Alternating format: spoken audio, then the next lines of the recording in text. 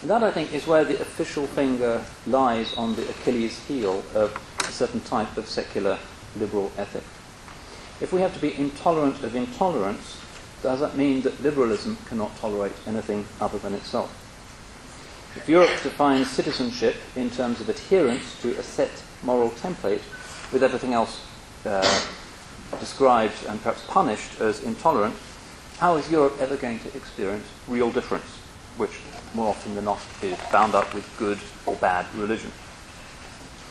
One icon of this new mood of European exclusiveness was supplied in 2004. In case some of you may remember, when the European Commissioner, Rocco Buttiglione, was forced to resign when it emerged that he supported the Vatican's line on homosexuality.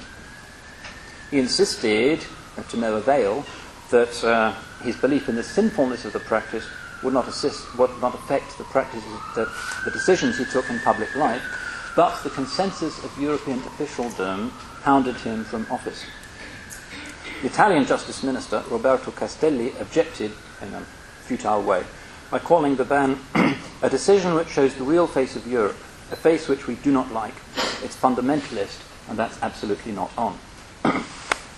And Muslims have watched with concern this striking proof of how categorically Europe has walked away from its traditional Christian norms and values and authorities. It's also interesting as proof that European citizenship appears to be defined in many quarters as a matter of conformity to certain sacrosanct social beliefs. In this case, the belief that conscientious opposition to homosexual practice is so wicked that those who hold such beliefs must be excluded from public office. As Buttiglione himself remarked, the new soft totalitarianism which is advancing wants to be a state religion. It is an atheistic, nihilistic religion, but it is a religion that is obligatory for all.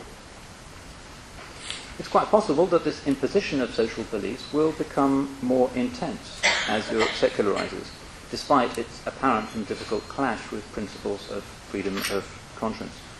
Just last month in this country, Nick Clegg, who is the Liberal Democrat leader, said that children attending faith schools should be taught that homosexuality is normal and harmless. So you raise the spectre of all of those Muslim schools in the north of England having to give special lessons to the kids in order to drive home this particular type of indoctrination. It seems reasonable to predict that the concretization of such social beliefs and their imposition through law and also media consensus is going to continue. And many will recognize in this a reversion to historic European norms, quite alien to Islam, of imposing a standard belief pattern on the king's subjects. Curious regio, eius religio. Liberalism of a particular socially prescriptive kind seems to be filling the void left by religion.